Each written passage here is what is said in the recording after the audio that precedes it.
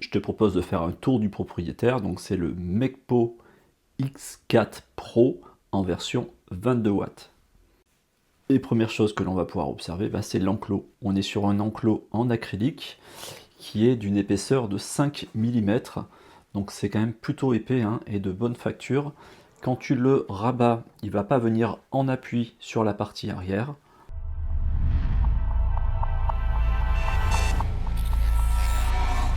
Mais avant de faire mon vrai tour de propriétaire, je vais te montrer ce que te propose le marketing de Mecpo pour le X4 Pro. On est sur un graveur 22 watts avec un enclos.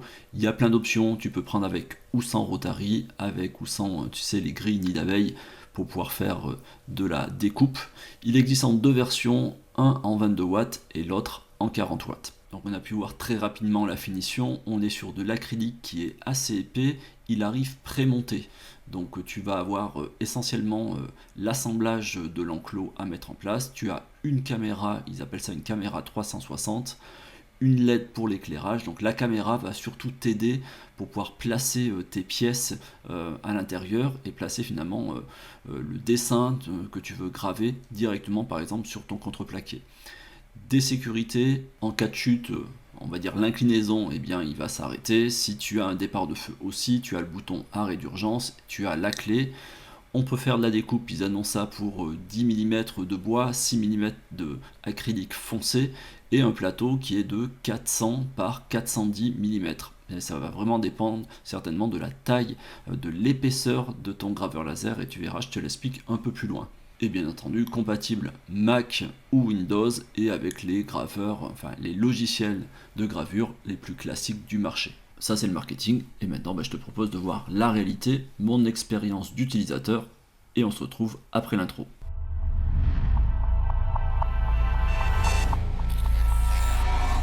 Je te fais le déballage en accéléré.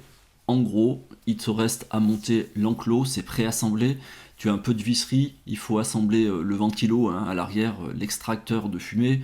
Tu vas raccorder tes petits câbles pour pouvoir les placer correctement sur ton châssis. Et puis ensuite, tu vas paramétrer ton graveur laser, le relier à ton logiciel de gravure laser pour faire reconnaître la caméra. Je vais pas te faire une vidéo sur comment on met en place la caméra détaillée, j'ai fait une vidéo complète sur YouTube. Donc là, je te laisse découvrir rapidement et puis on passe tout de suite après à l'utilisation et au point d'information que je vais donner en complément. Je te propose de faire un tour du propriétaire, donc c'est le Mecpo X4 Pro en version 22 watts. Et première chose que l'on va pouvoir observer, c'est l'enclos. On est sur un enclos en acrylique qui est d'une épaisseur de 5 mm, donc c'est quand même plutôt épais et de bonne facture. Quand tu le rabats, il ne va pas venir en appui sur la partie arrière. Avant de regarder à l'intérieur comment c'est monté, ils ont mis ici un tiroir qui permet finalement d'évacuer les déchets. Alors c'est plutôt positif d'avoir mis un tiroir. Ce que je regrette, c'est que tu vois, il n'est pas monté sur glissière. Ce qui fait que il faut être précautionneux lorsque tu le retires, parce que si tu as pas, si tu le tires un peu plus et que tu n'as rien qui retient, tu as vite fait de le laisser tomber au sol. En soi, c'est pas trop grave et ça peut être vite fait.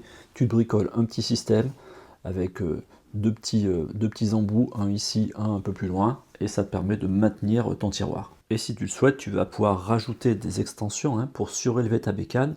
Ce qui peut être utile si tu utilises des Rotary ou autres, là pour le coup c'est plutôt bien pensé parce qu'on va pouvoir retirer très facilement notre tiroir pour pouvoir surélever notre bécane et pour pouvoir mettre des Rotary ou d'autres éléments de gravure ou si tu as des pièces qui sont un peu trop hautes.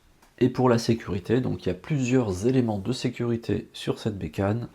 Donc pendant que tu es en train de graver, si tu ouvres ou si tu as un enfant ou quelqu'un qui vient ouvrir le capot, forcément elle se met sur pause. Autre élément de sécurité, comme on voit souvent maintenant, c'est une clé. Donc ce type de protection, on l'utilise souvent quand on a des enfants à la maison.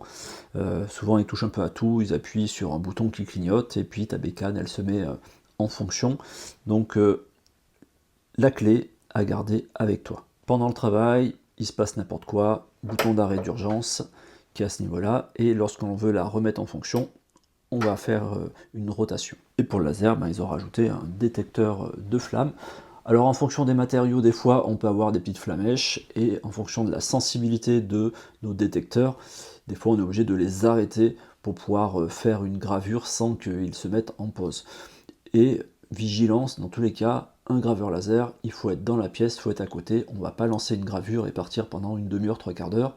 Donc toujours sous surveillance lorsque tu es en train de graver, quel que soit le matériau, hein. Des fois on se dit que sur certains matériaux il y a très peu de risques. Non, il faut être dans la pièce ou pas très loin et avoir une vigilance lorsque tu fais de la gravure. Au niveau des équipements, du coup, tu vois, il est préinstallé à recevoir une pompe d'air à 6, une assistance d'air qui est sur le côté. Donc tu as le tube qui sort de ton châssis que tu pourras raccorder à ta pompe qui est ici. La pompe est munie d'une petite molette qui permet de régler le débit d'air. Ça, c'est quand tu lances ton logiciel sur lequel tu vas lui dire ou pas de lancer la pompe. Et ici, tu as un petit bouton pour la partie éclairage. On va regarder juste ici, tac. Donc ça, c'est plutôt bien pensé.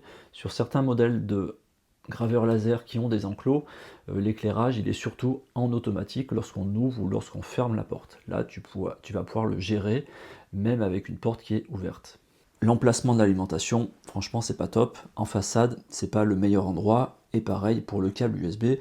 Souvent, on va passer à côté, on va tirer de la matière, on touche au câble, on va générer du jeu, donc on peut générer ce qu'on appelle une usure prématurée. Sur l'arrière de l'enclos, on va retrouver la sortie pour pouvoir extraire les fumées. Donc pareil, tu vas avoir un ventilo qui va pousser la fumée vers l'extérieur et renvoyer ça dans ton purificateur d'air ou sur l'extérieur de ta pièce. Tu peux soit utiliser juste le tuyau si tu as juste une petite longueur. Par contre, si on va dire ta fenêtre ou le trou dans le mur est particulièrement loin, il faudra utiliser aussi un autre extracteur, hein, qui pousse la fumée vers l'extérieur. Un menu de commande assez simplifié en façade qui est ici. Donc bouton Home, on peut déplacer notre tête laser.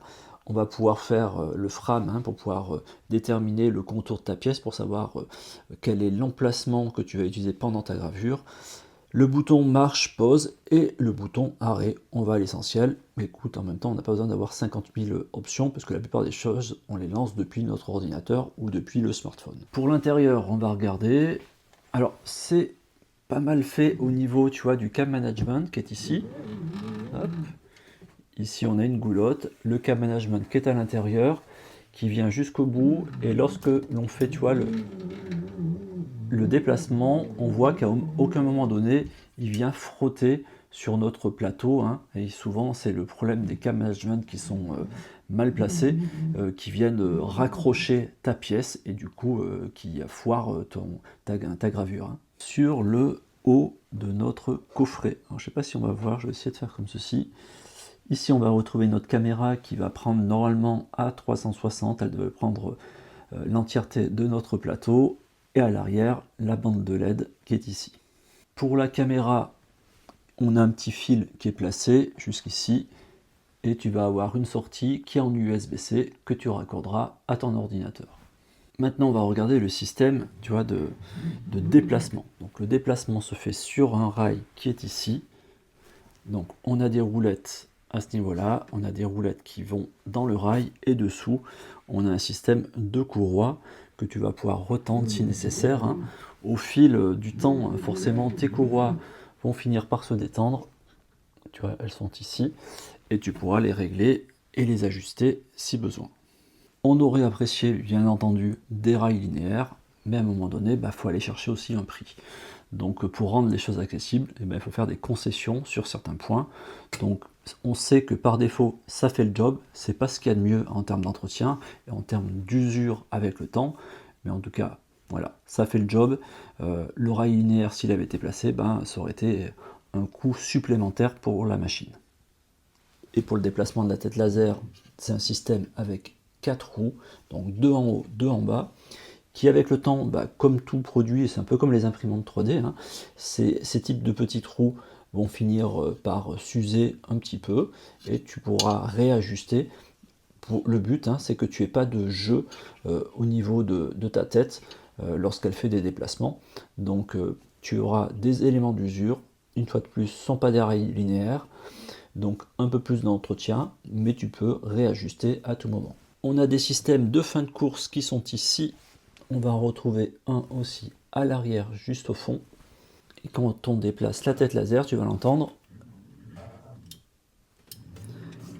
Alors je sais pas si toi tu as entendu, on a un petit clic, donc pareil, hein, on a des petits interrupteurs qui sont placés à chaque fois pour déterminer les fins de course. Tout à l'heure je t'ai parlé de la sécurité qui est liée à la détection de feu, détection de flamme, et tu vas pouvoir l'arrêter si tu le souhaites avec l'interrupteur qui est ici.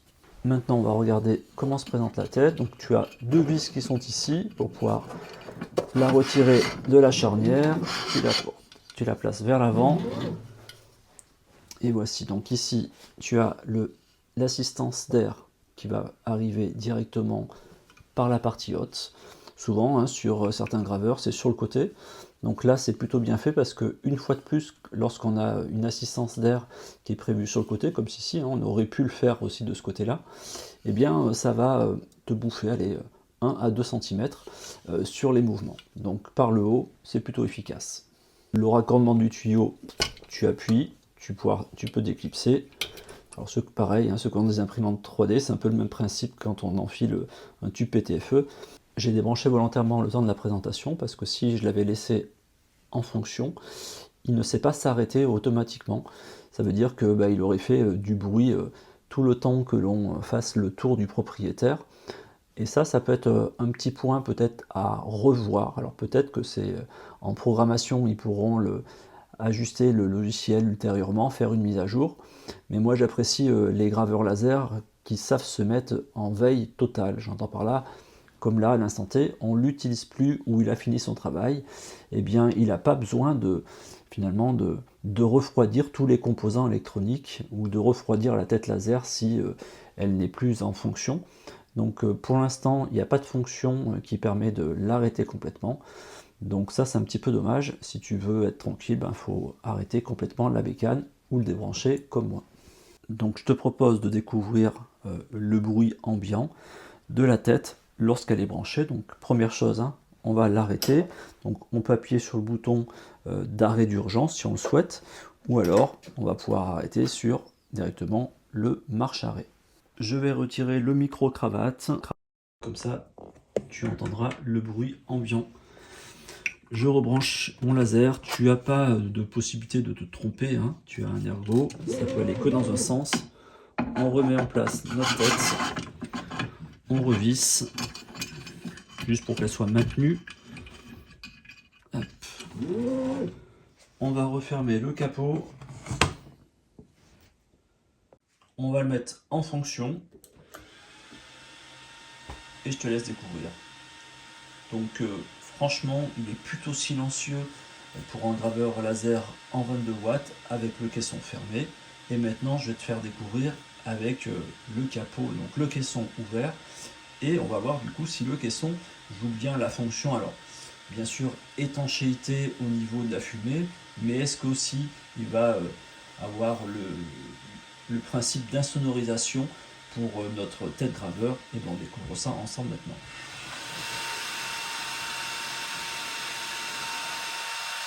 Ça va générer plus de bruit, mais pour un graveur laser en 22 watts, j'en ai connu qui font beaucoup plus de bruit, donc c'est plutôt correct.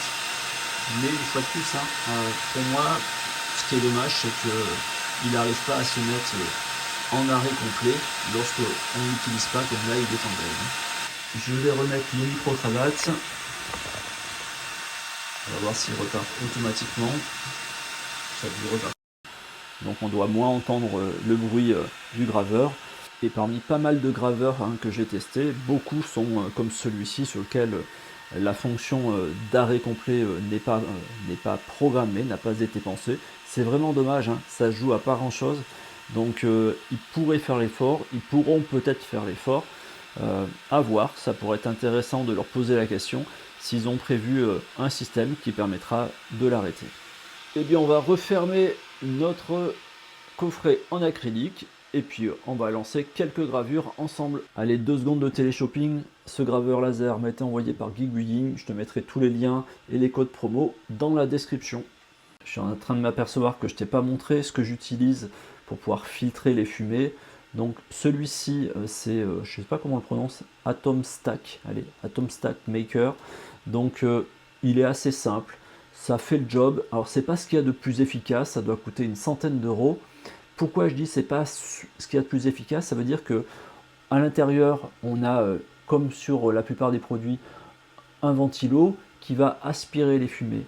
Mais si tu veux juste l'utiliser seul, c'est-à-dire sans avoir un autre ventilo ici qui est en sortie, qui pousse l'air dans le tuyau et qui l'envoie dans celui-ci pour que lui le filtre, et ben quand il est utilisé seul, il n'est pas suffisamment puissant pour pouvoir extraire la fumée. Par exemple, si je mets le tuyau juste à côté d'une pièce que je suis en train de graver, ça ne va pas tirer la fumée correctement. Donc il est très bien en complément d'un graveur laser fermé qui a aussi un ventilo pour pousser l'air, hein, pour pousser la fumée à l'intérieur.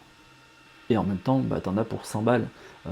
La plupart des purificateurs d'air de fumée sont entre 300, 400, 500, 600 euros, voire presque 1000 euros. Donc eh bien, c'est normal que tu aies des différences entre les modèles. Et pour ceux qui se demanderaient à peu près avec un 22 watts que l'on va pouvoir travailler, donc une découpe sur des planches d'environ 1 cm, sur de l'acrylique foncé d'environ 6 mm. Je dis pourquoi foncé, parce que si tu as de l'acrylique qui est transparent, et ben, tu ne vas pas pouvoir couper aussi facilement que ça. Et pour la compatibilité des logiciels et des systèmes d'exploitation, Lightburn, bah, c'est un des leaders du marché, c'est celui en tout cas que j'utilise. Tu as GRBL qui est gratuit, MKS qui est gratuit, et ça marche bien sûr avec Windows, Mac, et tu as une petite application avec Android et avec un produit, avec un iPhone, pardon. On va regarder comment ça se passe sur Lightburn. Donc on va en bas, on va choisir la version MECPO, on va la relier directement à notre câble USB et il reconnaît mon quadrillage qui est en 410 par 400. Ce qu'on a pu voir, ce qui est sympa avec ce type de graveur laser, c'est la caméra qui est à l'intérieur. Est-ce qu'elle est précise ou pas? On va le voir après. Je t'ai fait une vidéo complète sur comment on installe une caméra et comment on la paramètre.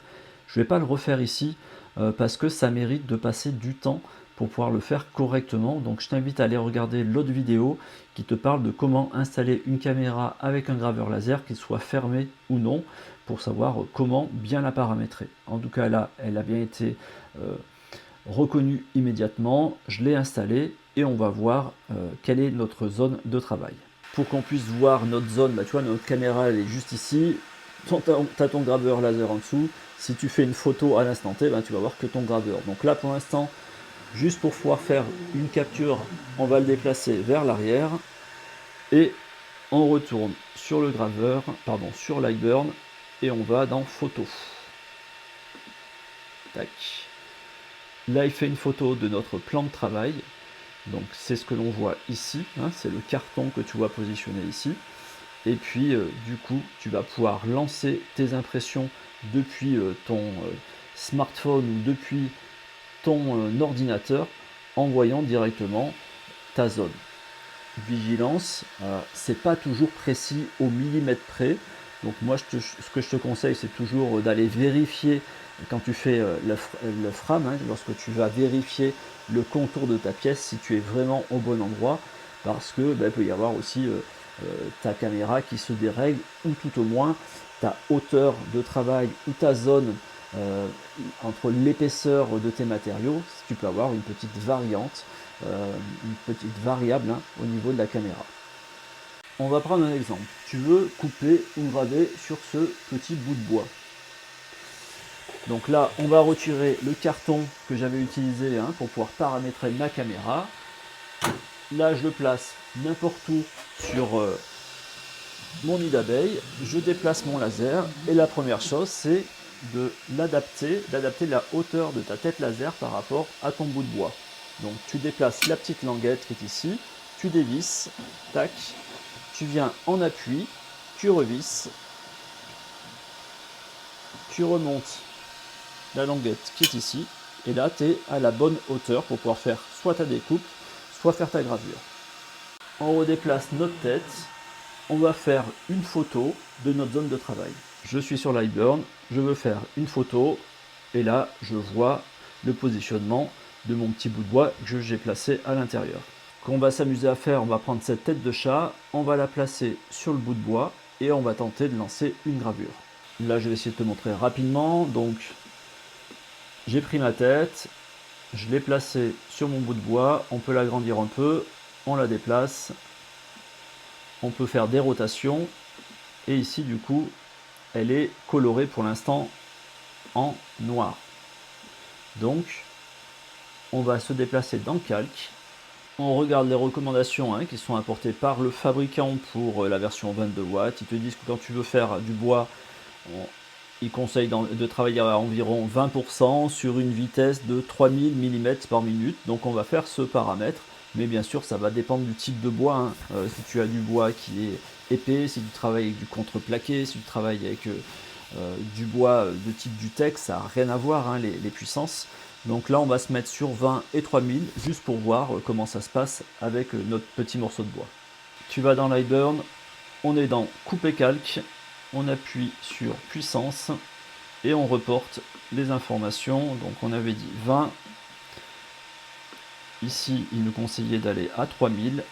Donc tu vérifies bien que tu sois en millimètres par minute et non pas en millimètres par seconde. On va rester sur une résolution de 508 et on va faire une seule passe. Donc ici il te dit que c'est un remplissage que tu vas faire et on va observer le rendu qu'il te propose. Quand je te parle du rendu, tu vas ici sur la petite fenêtre et tu observes. Il te dit que là il veut graver les 3 pièces parce que j'ai pas désélectionné ces deux modèles, on va les mettre sur une autre couleur, donc et on va voir les zones de déplacement et les zones de gravure. Donc les zones de gravure c'est les parties noires et les zones de déplacement sont en rouge. Alors comment on fait pour pouvoir retirer par exemple assez simplement nos deux autres têtes de chat pour pas qu'elles soient utilisées? On va les encadrer, on va lui dire d'aller dans une autre couleur, par exemple en rouge, et ensuite ici on lui dit qu'on ne veut pas graver la partie rouge. Là on sélectionne notre chat, on remet l'aperçu, on s'aperçoit qu'on va faire que notre tête de chat est ici. Et maintenant, si on veut travailler, on va être obligé de refermer notre laser, parce que si tu veux faire un point home, si tu veux lancer un cadrage, ou si tu veux faire quoi que ce soit, eh bien il y a la sécurité qui est liée à notre boîtier de protection. Donc on va le refermer, comme ceci, et on va lancer un point home.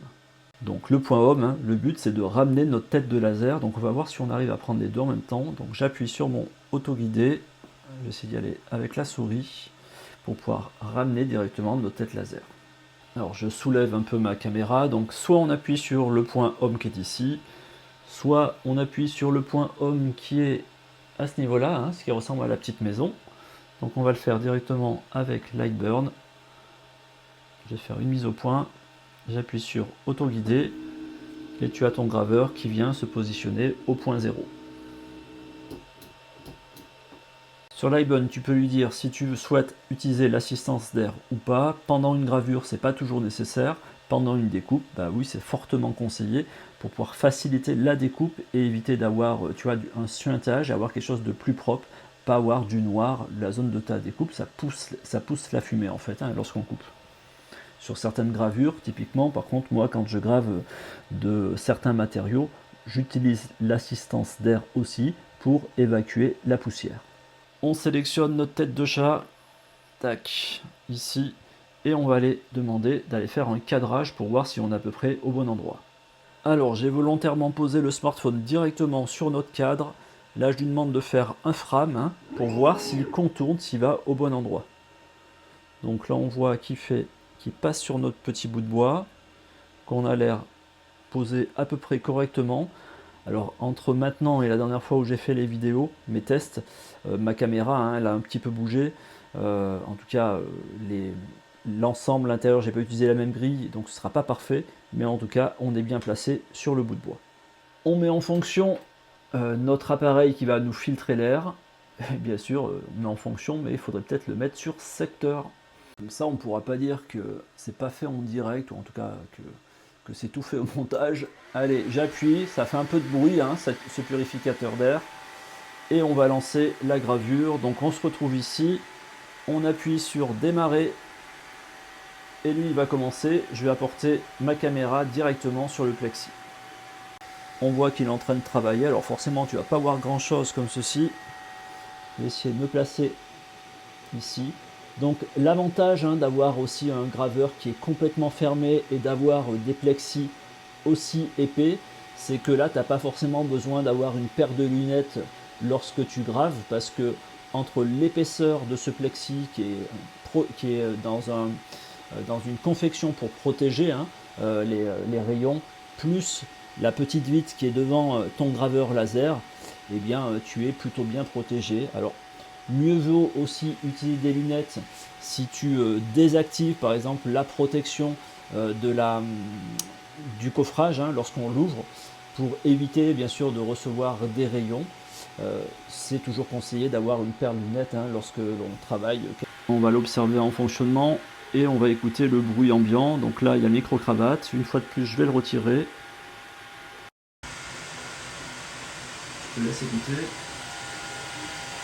Et finalement, le bruit qui est le plus strident, c'est l'appareil qui est là-bas pour pouvoir faire la purification d'air. En soi, le graveur reste silencieux. Je remets le micro-cravate pour faire la distinction. On va le laisser terminer. Et on va observer notre gravure. Je vais décaler un peu mon laser. Et voici. Donc c'est super propre. Là on était à 20% et on a déjà pas mal creusé le bois. Alors quand tu vois ici un peu de noir, ici c'est un bout de bois qui a été mastiqué, etc. Donc là c'est quand c'est passé sur le mastic. Donc la gravure est nickel. On va passer à la découpe. Maintenant on se fait un tout petit test de découpe. Alors tu vois, je mets une planche de placo de 5 mm. Je dis à mon laser de faire un point homme. Donc tu peux le faire ici. Il revient à sa place. Sur ton Lightburn, tu traces juste un trait. On va se déplacer dans calque. Je l'ai mis en violet. Je lui ai dit que je veux faire une ligne. 250 c'est la vitesse, 100% c'est la puissance. Je suis à peu près bien placé. Je lui dis d'aller faire un cadrage pour vérifier si je suis à peu près dans le secteur. Je rapproche mon smartphone. Je suis au bon endroit. Les petites astuces, petits cadeaux. Si tu veux, tu vois, les déplacements des fois sont pas toujours rapides lorsqu'il veut aller faire le cadrage ou autre. Eh bien, tu vas dans l'onglet qui s'appelle déplacer. Tu vas pouvoir bouger cette variante, la vitesse qui est ici. Tu vas la mettre à peu près à 3000. La distance, c'est pour pouvoir lui dire lorsque tu fais des pas de 200 par 200, admettons tu veux lui faire avancer de tant de centimètres sur le X ou sur le Y. Donc là, je l'ai mis à 200, je vais lui dire de cadrer. Du coup, il se déplace rapidement et il me fait un cadrage assez rapide. Alors, j'ai ma mise au point qui a foiré, mais c'est pas trop grave. On a vu que ça se passait sur notre bois, on va lancer la gravure. Vu qu'on fait une coupe, on lance le Air Assist. Donc quand je vais lancer la gravure, ça va enclencher le ventilo qui est à l'arrière. Ça va enclencher ma pompe d'assistance d'air qui est ici. Et je vais pouvoir régler la puissance comme je le souhaite avec la molette. On appuie sur démarrer. Hop, elle s'est enclenchée. Lui, il s'est enclenché. Et notre graveur laser commence la coupe. Donc on est sur une vitesse assez lente, on lui a dit d'aller à 250 sur une puissance de 100. Je pense qu'on peut aller plus vite vu qu'on découpe du 5 mm. Ils te disent quand tu coupes du 8 mm de faire du 200 par 100. Bah, on est là pour faire le test. On voit qu'il y a beaucoup de fumée à l'intérieur. Je ne sais pas si tu remarques, je vais rapprocher le téléphone. Il y a beaucoup de fumée qui se dégage dedans. Et sur l'extérieur, les mises au point sont pas top. Sur l'extérieur, pour l'instant, j'ai pas de fuite de fumée. La découpe s'est fait en quelques secondes. Alors, on va le laisser un moment. Pourquoi? Parce que si j'ouvre, on va se prendre plein de fumée dans la tête. Donc la fumée, tu vois, est répartie dans le caisson. On le laisse aspirer toute la fumée qui est à l'intérieur. Et une fois qu'il aura aspiré et filtré la fumée, on pourra ouvrir le caisson. Allez, vu qu'on est dans l'utilisation, un petit point qui pour moi pourrait être à améliorer parce qu'on est sur ce cas de figure. En fin de gravure, il dure un certain temps pour pouvoir arrêter la pompe d'air. Donc ça c'est plutôt cool parce que du coup la pompe s'arrête automatiquement, mais il arrête en même temps notre extraction qui est à l'arrière. Il manquerait un petit interrupteur à quelque part pour pouvoir forcer l'extracteur qui est à l'arrière pour pouvoir finir de extraire l'air, la fumée, pour pouvoir ouvrir plus rapidement notre trappe devant. Donc ça par contre c'est très bien hein, qui s'arrête quelques secondes après la découpe parce que ça fait quand même pas mal de bruit et ça nous évite hein, d'utiliser la molette et de tourner. Mais par contre à ce jour, à l'instant T, j'ai pas trouvé d'option qui me permettent de pouvoir enclencher mon ventilo à l'arrière quand je le souhaite. Allez, on ouvre et on observe. Alors tu vois, j'ai encore un petit peu de fumée sur l'arrière, bon, vraiment pas grand chose. Hein. On va déplacer notre laser et bah voilà, découpe. La découpe est nickel. Et ce qui est important, tu vois, vu qu'on a utilisé l'air assist, et ben tu vois, j'ai pas une bande noire, j'ai pas de suintage tout autour, j'ai une coupe qui est super propre. On va regarder derrière si ça fait peut-être un peu plus de suintage. Tu vois, l'arrière, vu qu'on est voilà, vu qu'on est derrière sur un nid d'abeille, et encore heureusement on a un nid d'abeille, on a un peu de suintage sur la découpe de ce côté-là, on n'a rien de l'autre côté, mais si tu avais pas de nid d'abeille, tu aurais du suintage des deux côtés, parce que ben, tout simplement, entre la chaleur et la fumée, ça n'arrive pas à s'évacuer correctement, et sur du contreplaqué, il y a aussi un petit peu de colle, donc tu vas avoir ce type de marquage. Mais en tout cas, sur la face du dessus, ce qui est le plus important pour nous, et ben c'est nickel. On passe au prochain test. Alors on est là pour faire des choses simples, on se met à la place d'un premier utilisateur, on met un texte au milieu, un cadrage autour. Ce que l'on veut, c'est une découpe autour de notre texte. Donc là, je mets le mot Geekbuying à l'intérieur, je mets un cadre et on va déjà centrer tout ça. Donc tu sélectionnes les deux, donc, tu fais ça avec ta souris et tu vas en haut, tu viens ici, tu lui dis d'aligner par le centre et pareil ici, aligner par le centre. Donc Geekbuying est écrit au milieu. Comment on veut faire pour pouvoir faire une gravure dedans et une découpe à l'extérieur? On sélectionne notre cadre, on le met en rose et on vient ici, on lui dit que l'on veut faire une ligne avec une découpe de 250 par 100. Ensuite, l'écriture, on veut graver, donc on va faire un remplissage, je l'ai mis en noir, on écrit remplissage et là on a vu tout à l'heure que ça matchait plutôt pas trop mal avec 3020. Alors ça risque de creuser un peu plus fort parce que ça m'a l'air plus tendre mon contreplaqué, mais on va faire le test et maintenant on va dire qu'est-ce que l'on veut graver et qu'est-ce que l'on veut pas graver. Typiquement, hein, mes petits chats qui sont sur les côtés, on s'en fout, donc on désélectionne les sorties et pour ceci on sélectionne donc en vert les deux sorties. On sélectionne les deux choses que l'on veut graver, on refait un point home au niveau de notre graveur, il va se déplacer, tac, on lui dit de cadrer, donc on vient ici, il se déplace, il va sur notre bout de bois et il nous dit à peu près la zone par laquelle il va travailler. Et vu qu'on est OK, eh bien go, on appuie sur démarrer, il lance la pompe d'air assist et il lance le ventilo à l'arrière et il attaque la gravure. On va tenter de refaire la mise au point. Je laisse louper. Voici. On le laisse faire. Et il y en a pour allez, 7 minutes. On observe un petit peu comment il travaille. Donc là, tu vois, il commence par l'écriture. Ah oui, j'ai oublié de te dire. Là, je lui ai demandé d'abord de graver à l'intérieur et de faire la découpe après. Donc là, c'est juste une position de dire je mets en premier le côté noir, hein, tu te rappelles, et le rose, je le mets un peu en dessous. Comme ça, tu sélectionnes par quoi il commence. On évite de couper en premier parce qu'après on a un décalage. Donc on commence par graver et ensuite on découpe. Et pour ceux qui se demanderaient s'il y a de la fumée dans la pièce là pendant que je suis en train de faire ma gravure, Je vais essayer de faire un petit point d'horizon. Alors je vais pas tout te montrer dans le bordel qui est dans ma pièce, mais regarde ici, tac, on n'a pas de fumée, tac tac tac.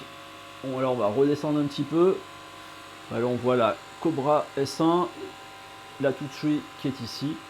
Et il n'y a pas trop de fumée dans ma pièce, il n'y en a même pas du tout.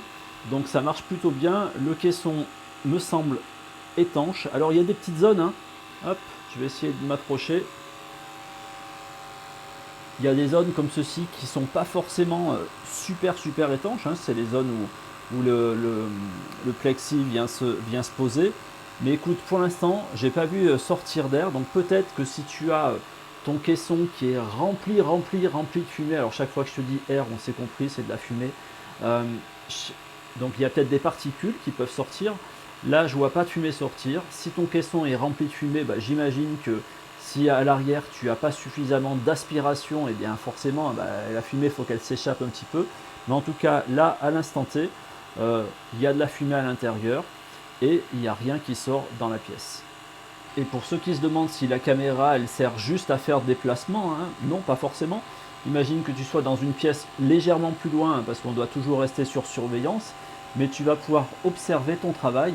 Donc là, tu peux le mettre aussi en plein écran ou sur un deuxième écran si tu le souhaites. Tu peux observer ton travail pendant l'utilisation de ton graveur laser. Là, il va bientôt passer à la découpe. Tant qu'on est pareil, hein, dans l'environnement ambiant, elle, je trouve qu'elle est quand même assez bruyante, l'assistance d'air. Donc on va voir au niveau du réglage. Tu vois, là je l'arrête complètement. Donc quand elle est au plein taquet, je la trouve un peu stridente. Donc c'est pas forcément nécessaire de la monter à fond si tu découpes pas des matériaux très épais. Donc tu vois, là je vais la baisser un petit peu. Donc forcément, hein, entre une pompe d'air assist, un extracteur de fumée, un purificateur, un laser qui tourne et un ventilo qui va tourner à l'arrière, hein. Il y a un bruit ambiant qui n'est pas forcément des plus agréables. Ça reste acceptable, on va dire, par rapport à certains graveurs laser qui étaient ultra stridents. Là, ce qui est le plus bruyant, c'est elle. Elle, en soi, hein, s'il faut, c'est juste un peu de réglage où on la change, ça coûte pas cher, hein, ça doit coûter 40 balles, 50 balles, une pompe d'air. Donc il y en a certaines qui font un petit peu moins de bruit. Et là, il est passé à la découpe. Donc on observe la découpe ensemble, on va pas faire hein, tout le carré. On regarde juste comment il a abordé l'angle. Et puis on observe le résultat, donc allez, dans 2 minutes à peu près. Et ça, c'est quand même plutôt cool, parce que on revient sur le coffret, sur l'enclos. Franchement, ça c'est un vrai bonheur. Je suis dans une pièce pas une pièce de vie, mais je suis dans un bureau. Faire la gravure sans un caisson, sans un purificateur, c'est quand même assez sport. Soit tu le fais au garage avec une pièce qui est ultra ventilée, soit tu le fais à l'extérieur, il faut attendre que tu aies une météo qui soit adaptée. Quand il fait trop froid, c'est la galère. Enfin, tu n'as jamais envie d'utiliser finalement ton graveur laser. Donc les graveurs avec caisson, c'est quand même un vrai plus. Alors oui, c'est un investissement, mais aujourd'hui, moi, je mets un caisson sur tous les graveurs laser que j'ai. Alors je te montrerai sur une autre vidéo, j'ai un caisson que je peux placer sur quasiment tous mes graveurs, hein, tu vois, c'est une espèce d'enclos portatif. Mais si je veux pouvoir faire des gravures et des tests dans des zones qui soient pas dans mon garage où actuellement il fait à peine 1 degré, et c'est quasiment indispensable. Allez, on ouvre et on va voir si ça matché.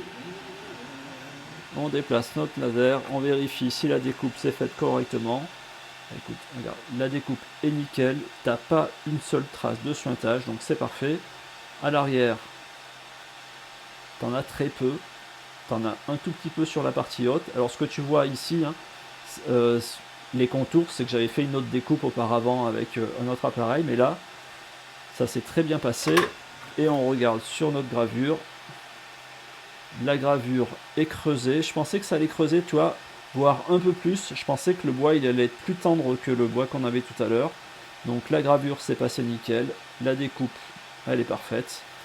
Donc écoute, une fois de plus, là, ça a bien matché. On passe à une autre étape. Allez, je te montre une autre façon de faire, hein, quand tu veux pas graver des pièces qui sont dans ta zone de travail. Tout à l'heure, je t'ai montré une façon de le sélectionner d'une couleur et le décocher en haut. Tu as une autre façon qui est aussi simple, c'est tu sélectionnes ce que tu ne souhaites pas graver sur ton plateau, tu le prends et tu le déplaces en dehors de ta zone de gravure, comme ça au moins il ne sera pas pris en compte lorsque tu veux faire ta gravure. Nouveau test, je garantis rien, c'est prévu pour couper du bois à environ 1 cm, celui-ci fait 1,5 cm. Ben, on est là pour tester. On va faire une première passe, puis s'il faut une deuxième passe pour voir si on arrive à couper assez facilement notre bout de bois, ou peut-être 10 passes, j'en sais rien du tout. On est là pour tester. On observe à peu près les recommandations. Il te dit pour faire du 1 cm, 100%, vitesse 75. On va se caler là-dessus. Et là, je vais te laisser observer que pendant le cadrage, tu vas avoir un petit point laser que j'ai réglé très faible, de façon quand même à voir où est la zone de gravure. Donc regarde, je vais cliquer sur cadrage, et tu vois le petit laser. Hein, c'est pas un laser qui va marquer ton bois, c'est vraiment un laser pour pouvoir te guider. Et on tente la découpe. Donc 75, hein, ça va aller doucement. Donc il commence avant. Et puis il va commencer à arriver sur le bois. Donc c'est pas simple de faire des prises de vue avec le caisson. Et là peut-être que on va avoir un départ de flamme, mais je ne sais pas te dire.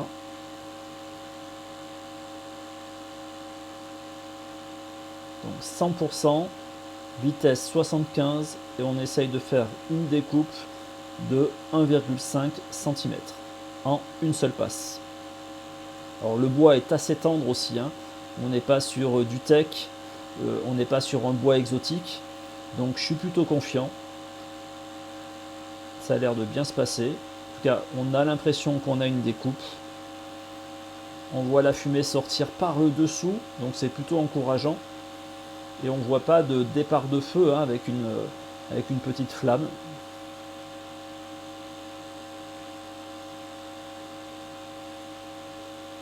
Donc ça, tu sais, c'est du bois que l'on trouve, je sais plus comment il s'appelle ce jeu, j'ai oublié le nom, peu importe. C'est des petites planchettes de bois que tu trouves dans les magasins de jouets pour enfants. Ça coûte vraiment pas cher et c'est cool pour pouvoir faire des tests.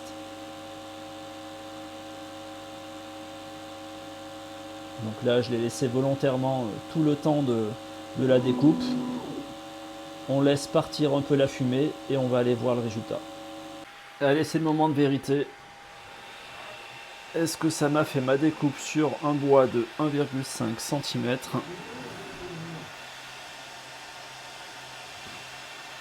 Et ben ça m'a l'air nickel. Alors on va regarder si ça n'a pas trop cramé.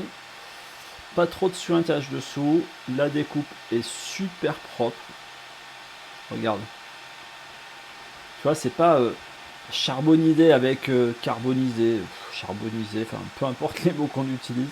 Tu vois, c'est super lisse. Hop, on regarde ici. Pareil, c'est nickel. Pour rappel, le bois est super tendre, mais n'empêche qu'on est passé à 1,5 cm. Et pour ceux qui vont avoir un doute, et ben voilà, forcément on va le sortir. Allez, on contrôle 15 mm, c'est passé crème, 75 en vitesse, 100% en puissance. Et maintenant, je vais te proposer de tester une sécurité. Il est en train de faire la gravure sur notre carte de visite. On va essayer d'ouvrir et on va voir si ça l'arrête ou si ça fait une pause. Tac, il cuine. Et donc il se met bien soit en pause, soit à l'arrêt. On va le découvrir en refermant. Est-ce que ça va repartir? Est-ce qu'il va falloir appuyer sur le bouton marche? Tac, on referme. Je vais essayer de voir si dans Lightburn il me propose quelque chose. Lightburn, lui, est-ce qu'il continue le temps? En tout cas, il va pas plus loin. Lui, il est ici. Et on va voir si en appuyant sur le bouton marche, il repart. Tac. Et c'est reparti. Donc la sécurité, quand tu ouvres le capot, et ben ça marche bien. Alors peut-être que ça va nous faire un loupé sur notre carte de visite, écoute, c'est pas bien grave, on va tester. Et puis s'il le faut, on fera d'autres tests sur une autre gravure avec le bouton arrêt d'urgence et peut-être même une inclinaison si je pense à le faire. Chaque fois je le dis, mais je pense pas toujours à faire le système d'inclinaison qui est un système aussi de sécurité qui devrait couper la gravure. Ouais, et évite de me demander de lancer un petit peu de feu à l'intérieur pour voir si ça marche bien. J'en connais quelques-uns qui ont essayé. Et j'en connais quelques-uns, ça s'est pas forcément très bien terminé. Alors, on pourra peut-être le faire, peut-être sur un autre graveur en été à l'extérieur. J'ai pas trop envie de tenter cette expérience en intérieur, même si je suis à peu près bien équipé pour des systèmes de sécurité. Typiquement, tu as ce genre de truc. Alors là, il y a le truc de protection dessus, hein, mais c'est Wambam qui fait ça. C'est le Cloud. Donc normalement, ce sont des choses que l'on met à l'intérieur comme ceci. Et si tu as un départ de feu, ça va exploser, ça va balancer de la poudre à l'intérieur pour pouvoir étouffer le feu. Mais en soi, c'est pas mal aussi, hein. Tu pourrais en mettre devant des pièces chez toi. Si tu arrives et qu'il y a un départ de feu et que de toute façon hein, il n'y a plus beaucoup d'autres moyens pour pouvoir tenter de sécuriser le truc, tu balances ça à l'intérieur et puis tu essayes de sauver ce que tu peux. Alors ça balance de la poudre de partout, hein. Ça va tout bousiller, si tu as des PC ou autre, ça bousille tout. Mais entre tenter de tout bousiller et éteindre le feu et ne rien tenter, des fois ça peut être intéressant de balancer ce genre de choses. Je te parlais dans une autre vidéo de l'étanchéité à la fumée de notre enclos. Et là, on va avoir un bel exemple. L'idée c'est que si ton extracteur de fumée ainsi que ton purificateur n'a pas suffisamment de puissance pour pouvoir faire évacuer toute la fumée sur la trappe, sur le ventilo vers l'arrière, eh bien oui, effectivement, tu risques d'avoir un petit peu de fumée qui sort à certains endroits sur le caisson. Par contre, si tu as quelque chose de qualité, qui n'est pas forcément celui-ci, hein, je te l'avais dit, hein, c'est un entrée de prix, qui tire particulièrement fort sur l'extraction de la fumée, et ben tu n'auras pas de petite fumée qui se dégage. Là, je vais essayer de passer de ce côté-ci pour te montrer. Alors je sais pas si tu le vois, hein, tu as un tout petit peu de fumée qui sort. Alors c'est pas une fuite du tuyau ou un mauvais raccordement, c'est que tu n'as pas un caisson qui est parfaitement étanche. Tu as un petit peu trop de fumée à l'intérieur et pas suffisamment de puissance pour l'extraire. Pourquoi il est vivement conseillé d'utiliser de l'assistance d'air quand on fait de la découpe? Le mieux c'est de le voir finalement en vidéo. Je t'ai fait deux exemples. Celui-ci sans Air Assist, celui-ci avec l'assistance d'air. On va d'abord observer celui-ci. On va voir que les traits de coupe sont pas parfaits. Il y a un petit peu de noir qui apparaît sur le haut. On le voit particulièrement lorsqu'on a du détail, comme ici. Tu as vu, hein, c'est quand même, la découpe est particulièrement qualitative, mais le fait de ne pas évacuer, chasser la fumée, et tu as toute une partie qui est un peu trop noircie. Sur l'envers, c'est un peu mieux, on va dire, c'est plus correct, mais c'est pas propre. Maintenant, on va observer la seconde pièce. Avec l'Air Assist, je vais décaler celle-ci en fond, on voit que c'est super propre, que tu vas pas avoir de fumée, de charbon, de goudron qui est posé. Tiens, tu vois, là, il y a un petit morceau, j'ai pas évacué, ça tombe quasiment tout seul. Celui-ci, il est resté en place. Hop. La découpe aussi ici est parfaite et il n'y a pas ce côté noir, fumé. Donc quand on met l'un à côté de l'autre, on voit bien la différence. On va regarder sur l'arrière. Donc l'arrière, celui-ci, pas d'assistance. Celui-ci avec une assistance d'air. Donc il n'y a pas photo. Quand on fait de la découpe, si tu peux avoir une assistance d'air pour évacuer et chasser la fumée, tu auras compris que c'est essentiel et que tu arrives à faire des pièces qualitatives avec. Je vais te montrer une astuce. Quand on fait le cadrage, bien souvent on n'a pas le temps de voir le déplacement du laser autour de notre carte de visite par exemple. Donc moi ce que je fais, c'est que j'active l'option en continu. Ça te laisse le temps d'aller voir ce qui se passe et de peaufiner les réglages si nécessaire. On va observer d'un peu plus près. Ici, tu vas voir ta tête de laser sur lequel j'ai réglé juste à 2%, tu peux le régler à 1%, c'est pour pouvoir voir le petit faisceau et tu vois son déplacement. Bien souvent, tu n'as pas le temps d'arriver jusqu'à ton laser pour pouvoir observer le bon positionnement au niveau du cadrage. Donc là, ça te laisse tout le temps nécessaire. Et une fois que tu dis je suis OK et que tu confirmes que tu es au bon endroit, et tu n'as plus qu'à aller cliquer sur fermer pour pouvoir lancer ta gravure.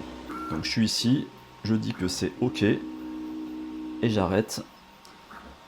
Mon graveur laser est prêt maintenant à pouvoir lancer la gravure. Je la clique sur démarrer, il se positionne au bon endroit et il attaque la gravure laser. Il est temps de faire le point sur cette Mekpo X4 Pro en 22 watts. On va parler des choses que j'ai appréciées sur la bécane et des choses qui pour moi peuvent être à améliorer. Donc déjà dans les choses qui sont vraiment confortables et appréciables, on l'a vu, c'est cet enclos. Aujourd'hui c'est difficile de pouvoir encore continuer à graver, et tu sais, avec tous ces graveurs laser qui n'ont pas d'enclos, parce que ça te limite grandement dans l'utilisation. Comme ici, tu as vu, il fait actuellement moins 3, moins 5 degrés dehors. Au garage, il doit faire 1 ou 2 degrés à peine.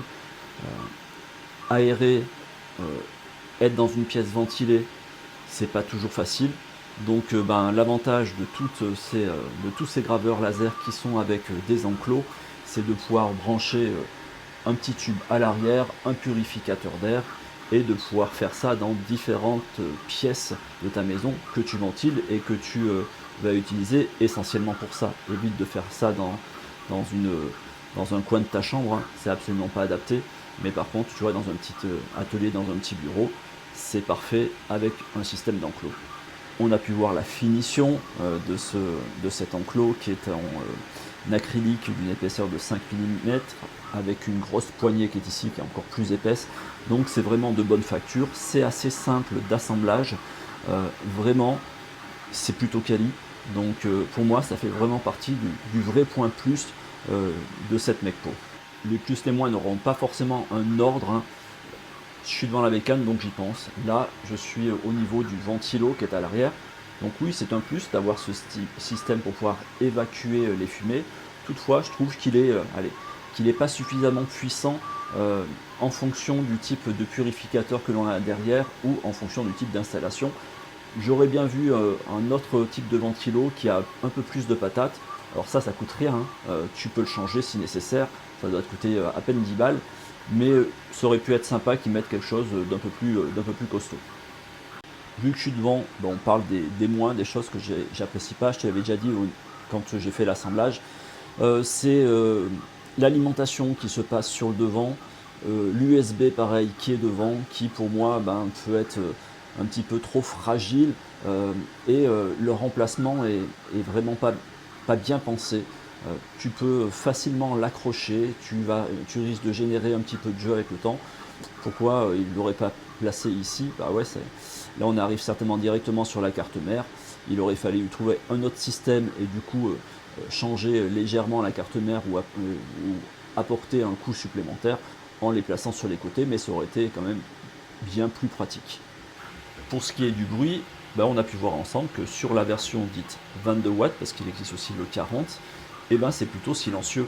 Sa seule difficulté est pour moi le fait que dès qu'elle est branchée, le ventilo de notre tête tourne et on n'a jamais un arrêt complet, mais avec le coffret fermé, ça fait partie des graveurs laser que j'ai pu tester, qui est un des plus silencieux du marché.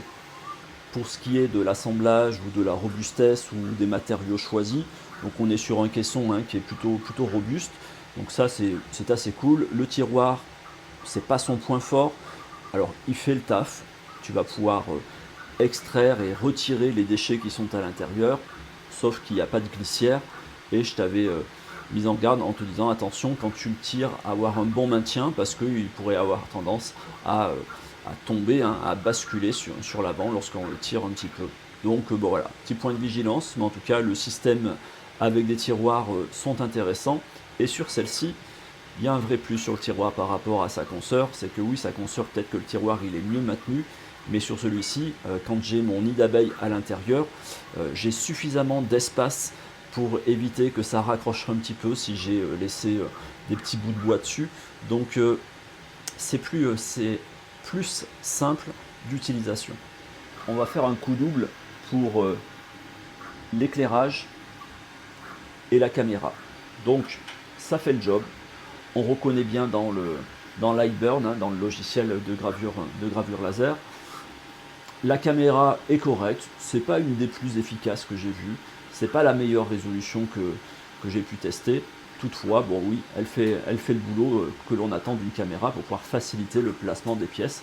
L'éclairage, je trouve que ça manque un petit peu de puissance aussi, ou peut-être l'orientation, ou pourquoi pas, ça aurait mérité d'avoir peut-être deux bandes LED. Ça, tu peux le rajouter aussi une fois de plus, hein, ça va te coûter rien du tout. Tu vas chez Action ou autre et tu rajoutes une petite bande LED à l'intérieur. Donc ça fonctionne bien. Moi, je trouve que ça manque un petit peu de luminosité et la précision de la caméra n'est pas des plus exceptionnelles, mais ça fait le job. Pour ce qui est du Wi-Fi, bon, moi, je trouve ça un peu gadget, j'aime pas trop. Enfin, ça n'a pas trop d'intérêt pour moi en tout cas. Quand j'utilise un graveur laser, j'ai mon ordinateur qui est pas très loin, j'envoie les informations par le biais d'un câble USB, ou je préfère encore le mettre dans une carte SD et le mettre ici que transférer par le biais du Wi-Fi. Mais par contre, ça peut s'entendre pour certains qui ont un setup dans une pièce un peu plus loin, ou tout simplement un décalage de quelques mètres et ils ne veulent pas tirer des fils. Donc ça peut être utile. Pour moi, c'est un peu gadget, mais ça peut intéresser effectivement une partie du public qui utilise tout en mode sans fil. Pour ce qui est du menu de commande, bah, on va à l'essentiel, c'est efficace, c'est ce que fait aussi, sa consoeur, hein, sa concurrente. On a les mêmes fonctionnalités, c'est réactif, ça marche bien, on n'a pas besoin d'avoir des trucs avec des écrans tactiles, etc. Là, on est sur quelque chose de robuste et efficace. On revient rapidement sur tous les points de sécurité. Donc écoute, tu as l'inclinaison si ton graveur tombe, donc ça marche. Le bouton d'arrêt ici va arrêter non pas le laser entièrement, mais par contre c'est un peu comme si on mettait sur pause, et après tu peux appuyer sur le bouton marche et arrêt. En tout cas c'est le plus rapide. C'est plus facile d'appuyer sur ce bouton que sur le bouton marche arrêt, donc ça fait le job aussi. La détection de flamme, j'ai pas pu la tester, j'ai pas voulu créer un départ de feu sous la tête laser, donc je peux pas te dire si elle est fonctionnelle, pas fonctionnelle, ce serait te mentir. Et il y a un petit capteur qui est ici, un petit bouton poussoir à l'intérieur si on souhaite le désactiver lorsqu'on fait certains matériaux. Chose que j'ai moins appréciée, c'est le bruit un peu trop strident pour moi, hein, de la pompe. Alors ouais, elle fait le job, elle est efficace, 30 litres par minute, tu peux régler, tu as une petite roulette ici, que tu vas pouvoir gérer le débit. Par contre, elle est stridente. Le bruit est un peu trop fort pour moi. J'en connais d'autres, enfin j'en ai utilisé d'autres qui sont aussi efficaces et qui sont bien moins bruyantes. On a pu voir que pour les passements de câbles, hein, le câble management et le câble qui va se retrouver ici sont plutôt bien protégés. Ça ne vient pas frotter ton travail, ce que tu es en train de graver, donc c'est en place. Donc ça, c'est un point positif aussi. Il faut aller chercher du prix, donc on a vu, hein, c'est pas monté sur des rails linéaires. Je pense qu'avec le temps, après des heures et des heures et des heures d'utilisation, il y aura un peu plus d'usure que sur ces consoeurs qui ont à peu près le même type de produit avec un enclos et qui ont un autre système pour pouvoir faire les glissières. Donc celle-ci nécessitera peut-être, je dis bien peut-être parce que j'ai pas suffisamment d'heures au compteur pour pouvoir te dire le niveau d'usure. Je pense que tu auras un peu plus d'usure sur les galets, forcément, hein, ce sont des galets, donc qui dit galet, ça finit par s'user un petit peu avec le temps. Et ce qu'on veut savoir surtout, hein, est-ce qu'elle est efficace, est-ce qu'elle est précise. Ça c'est assez important parce que souvent, plus tu montes dans la puissance des graveurs laser, si tu as un 40 watts, que tu n'as pas de bouton pour le descendre en 22 watts ou le faire descendre en puissance inférieure, le point est plus gros. Donc qui dit point plus gros, le point de laser est plus gros, donc tu as moins de détails. Donc souvent les gros graveurs laser 40-60 watts, eh bien on a des interrupteurs pour pouvoir le faire descendre en puissance lorsque l'on veut faire de la gravure et non pas forcément de la découpe, pour avoir un laser et un rayon qui est le plus fin possible. Donc en tout cas elle est en 22 watts, on n'a pas de bouton, elle fonctionne très bien comme ça, elle fait du 22 watts à la fois pour de la découpe ou pour de la gravure, et c'est plutôt précis. Donc aussi bien lorsque l'on fait de la gravure, ça matche bien, donc les points de détail sont présents, et lorsqu'on fait de la découpe, ben regarde ici, là on a un bel exemple, c'est parfait. L'assistance d'air, le Air Assist, et ben ce sera bien sûr plus efficace et c'est presque indispensable pour pouvoir faire de la découpe. Et je te laisse vraiment regarder la précision parce que là on est sur des choses très très fines. C'est pas cassé, ça fait le job. J'ai pas de côté noir, j'ai pas de suintage. Donc là je suis sur un contreplaqué de 5 mm. Donc pour moi elle est précise. Quand on regarde aussi ici, j'étais je sais plus 20% je crois. On est sur un bois qui est assez tendre. Le marquage est parfait. J'ai creusé la matière. Comme on a vu ici, hein, on a du mastic, donc forcément hein, ça noircit, c'est pas, pas un bois de qualité. Bon, ça a bien fait le job, donc là aussi ça avait bien matché. Pour ce même bois, eh bien, on a pu voir que j'ai été passé avec une seule passe. Je suis sur 1,5 cm et ça l'a fait en. J'étais à 250, hein, il me semble. Faut revoir le début de la vidéo. J'ai fait une seule passe, vitesse 250, puissance 100, ça a coupé net. La carte de visite, c'est un très mauvais exemple. J'étais sur une puissance beaucoup trop haute, donc j'ai pas forcément de détails. Donc là, j'en ai refait une et je suis parti sur une puissance de 8%. Et même à 8%, je pense que je suis encore un peu trop fort. Mais on va regarder. Donc là je suis à 8%, j'ai pas encore nettoyé la carte, ça sort brut de décoffrage. Et là, une fois de plus, hein, je suis en mode image. C'est trop fort, 8. Donc il faudrait que je refasse un test en descendant peut-être à 4% en termes de puissance, 5%, ou pouvoir travailler peut-être avec non pas une photo, mais lui dire de travailler sur un autre format pour pouvoir apporter un peu plus de finesse. Alors, j'étais pas sur une très grosse résolution, je devais être en 254 ici. Je vais passer un petit coup de chiffon et on va regarder. Donc voici, hein, après avoir passé un coup de chiffon, un peu d'alcool iso, ou peu importe ce que tu souhaites, c'est quand même plus propre. Alors, c'est pas le meilleur des détails que j'ai pu obtenir. Toutefois, là, ça vient essentiellement du réglage dans l'iBurn. Tu peux avoir des pièces qui sont encore plus détaillées que ça. Par contre, en soi, hein, sur les graveurs de ce type-là à diode, avec le déplacement d'une tête hein, qui fait ce type de déplacement et qui monte doucement, c'est pas aussi précis que sur un graveur laser de type fibre. Mais regarde, tu as quand même une bonne qualité. Ça a duré 5 minutes, alors qu'avec un laser à fibre, tu fais ça en 30 secondes et tu n'as pas besoin de nettoyer ta pièce. C'est pas du tout le même prix. Hein. Un graveur laser à fibre pour pouvoir faire ce type de carte en quelques secondes, c'est 1500 balles à peu près. Donc là, c'est pas le même type de produit, mais en tout cas, tu peux aussi graver des cartes de visite. J'ai fait aussi du test sur du carrelage. Donc là, c'est un petit carrelage que sur lequel j'avais mis une préparation avec une bombe de peinture noire mat. C'est nickel, c'est super propre. Et là, c'est important, tu vois, le placement de notre pièce, de notre dessin à graver, la caméra va nous aider grandement pour pouvoir positionner les choses correctement. Et je t'avais montré hein, l'histoire du cadrage pour pouvoir placer correctement ton dessin sur ton carreau. Donc ça a bien matché pour le carrelage.